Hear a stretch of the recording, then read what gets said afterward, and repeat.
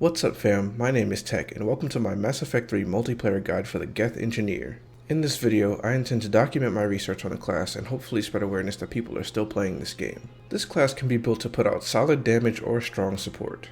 I'll be starting by going over the racial passives and then the active abilities. Following that, I'll give you a build you can try to start off with the class. And as always, links to useful information will be in the description. Geth classes aside from the Juggernaut can have a bit of a learning curve, as Hunter mode cuts your shields by half, and Geth are mostly shields. They have fairly standard movement, the only exception is that they don't roll sideways, they do a little hop. By default, they have lower health and higher shields than most classes, starting at 250 health and 750 shields. For melee, they have a single hit light attack combo. Their heavy melee is actually pretty unique. They do a shield pulse that expends a portion of their shields. It can be held until your shields have fully drained.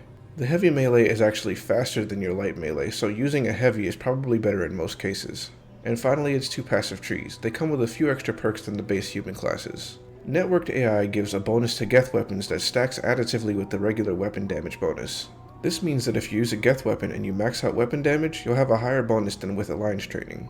Networked AI also potentially gives more power damage than Alliance training, maxing out at 40% over 35. Also, rank 6A gives a 25% weight reduction to only sniper rifles and assault rifles as opposed to 20% for all weapons. Advanced hardware is mostly all the same as the human fitness tree, except one point will reduce your shield regen delay by 10%. Now onto the active abilities. Your first one is Geth Turret. When you cast this ability, you shoot a capsule out of your weapon that spawns a stationary turret on contact. It deals damage and restores shields to allies. By default, it restores shields in an 8 meter radius every 8 seconds. This ability and the way you choose to use it will be the most defining factor in how you play this class. You can spec it to do high damage to unprotected and armored enemies, or you can choose to focus it more on support by increasing the amount, range, and frequency of shields restored.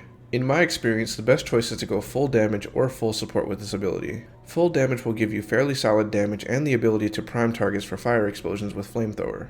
When spec'd this way, it's good to shoot it into a group of enemies and it'll just constantly put out damage. Flamethrower's ability to prime can be slightly inconsistent as it only seems to prime while the jet is out, but with the class's low cooldowns this shouldn't be an issue for you. Full support will give you the ability to heal 700 shields to allies within roughly 11 meters just under every 4 seconds. Which for reference, a base human class with 4 points in fitness has exactly 700 shields. This means for a large majority of the classes, depending on how they're spec'd, you'll be fully healing them every 4 seconds. With this setup, you have more options to the turret's position. If you have someone who likes to dive enemies, you can shoot the turret toward them to make sure they don't die. Or if you prefer to hold positions, you can drop it on yourself and it'll keep your team topped off for a long time. If you play other engineers and think their summons are weak because of their durability or low damage, please don't overlook this one. The issue of durability is somewhat mitigated by the fact that the animation for this one feels much faster, and with Hunter mode, the cooldown is very quick. Plus, aside from the Voltus shield boost, this is literally the only ability that can heal teammates, so that alone gives it a niche.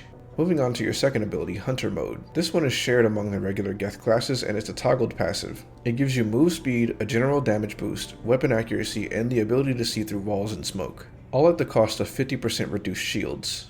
Its rank 4 and 5 perks lean on either power or weapon bonuses. However, I tend to prefer the power ones since weapon accuracy and fire rate are not as important on most Geth weapons. Most of them are already fast firing. Even though the Geth have higher than average shields, you may feel quite brittle while using Hunter mode, but the amount of bonuses you get for having it active make it worthwhile. I tend to just throw it on in the first round and never take it off. It can be a bit obscuring on some of the brighter maps, so sometimes I'll toggle it off on the objective rounds just to see where I'm going. Your final active ability is Overload. Overload is a very solid detonator that's really good at stripping shields. I go over it in pretty good depth on my Human Engineer video, so if you want a bit more detail, definitely take a look at that. As for how it works for this class, it's a really great fit. It's very fast and provides solid crowd control, and if you chose Flamethrower, it will detonate your targets.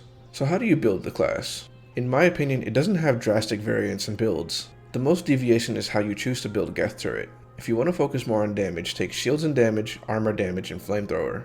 And if you want to focus more on support, take Shield Restore, Restore Range, and Frequency. With either build, I tend to max out Hunter mode, taking both power upgrades and damage. There's an argument to be made that if you're going full support, then you can skip Hunter mode, but I feel that the bonus power cooldown and the damage helps a lot with CCing and stripping shields. You would then max Overload, taking Chain Overload, Neural Shock, and shield damage. And finally, I take 4 in both passives, taking power damage and durability. For weapons, you want to keep your weight around 150 or lower. You also want to use Geth weapons if you can. I'd recommend the SMG or the assault rifle. For gear bonuses, I like either the Omni Capacitors or the Expert package. This class can be quite flexible and it can be used to multiple playstyles. If you want hit and run, it has extra move speed. If you want point control, it has an AoE heal. If you want damage, it has reliable ways to set up fire combos. It really just depends on what you want to do.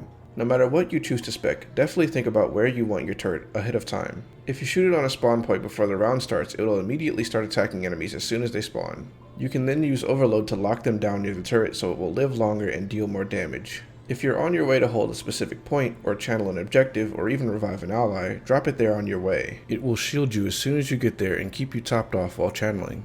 Also keep in mind that the turret heals about a second after it activates, so even if you haven't spec'd for healing, you can still reliably heal teammates by dropping it near you all. The best ammo types to run with this class in my opinion are either incendiary or cryo rounds, especially if you didn't choose flamethrower. Without flamethrower, its damage to armor is pretty weak, so those can shore up that weakness. Also, you have a chance of priming for fire or cryo combos, which you can detonate with overload.